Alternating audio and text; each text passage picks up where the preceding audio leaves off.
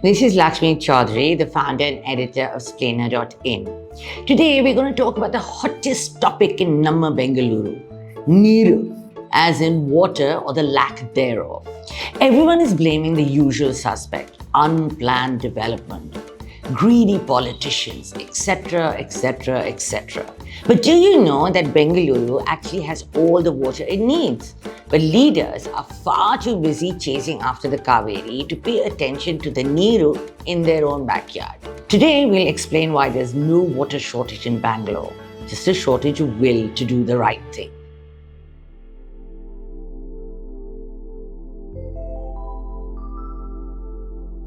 Yes, Bangalore is in fact the victim of bad development.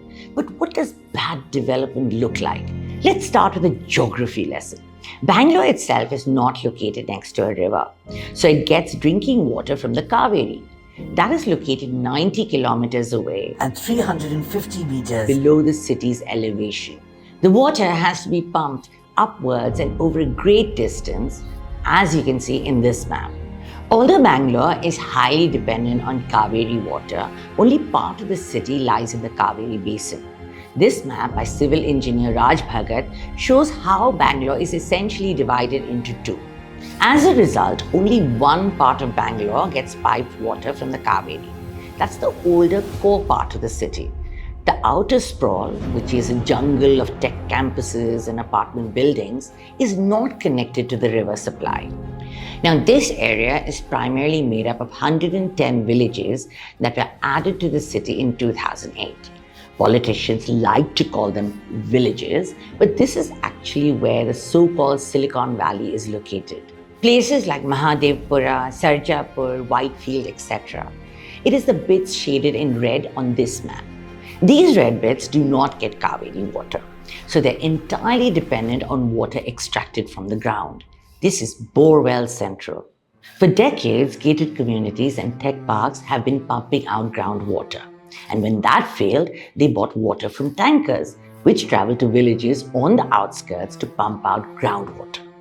But today, the water in the ground has mostly run dry, hence the shortage. So let's review why we have a water crisis.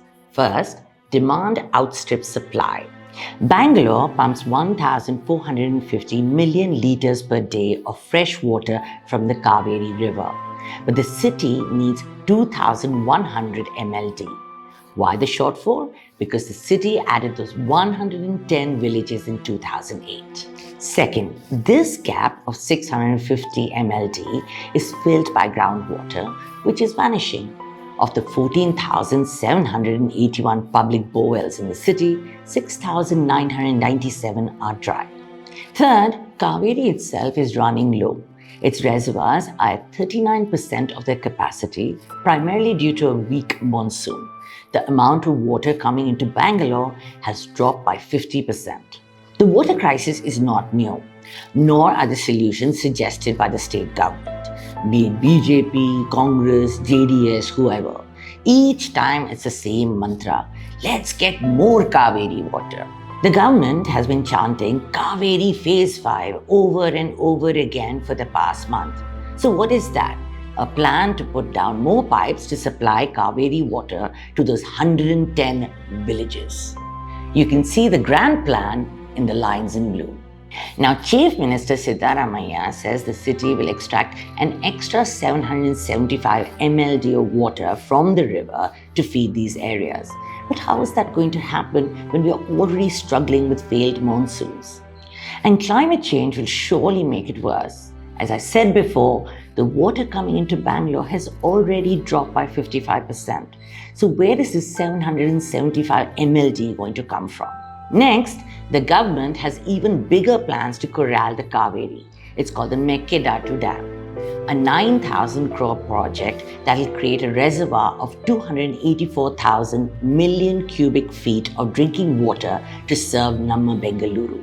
Sounds fabulous. That's why Deputy CM Shivakumar has been talking up the dam to all the reporters. But the dam project has a couple of teeny problems. One, Tamil Nadu absolutely hates the idea.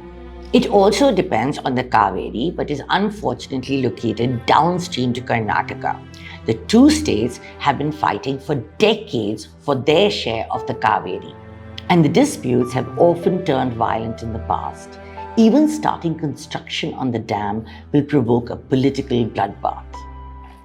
Though it's a bit of an environmental disaster, the dam will submerge nearly 8,000 acres of the Kaveri Wildlife Sanctuary and about 4,500 acres of its reserve forests.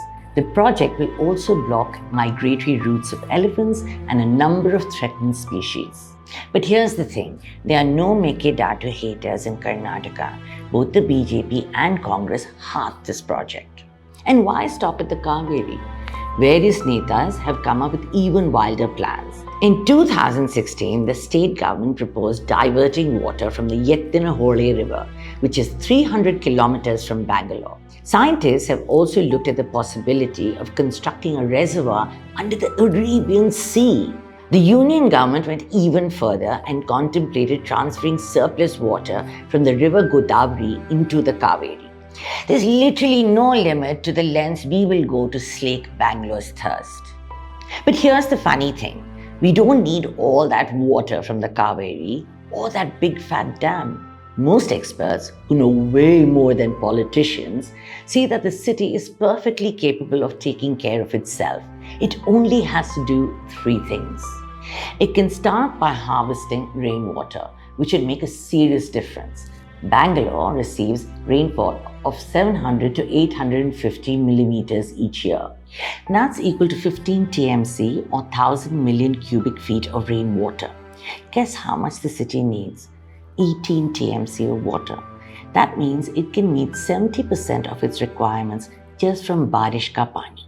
But that's never going to happen until the government enforces the rules. Although rainwater harvesting in Bangalore is required by law, only 40,242 households have implemented such systems. That's out of a total of 1 million houses that have water connections.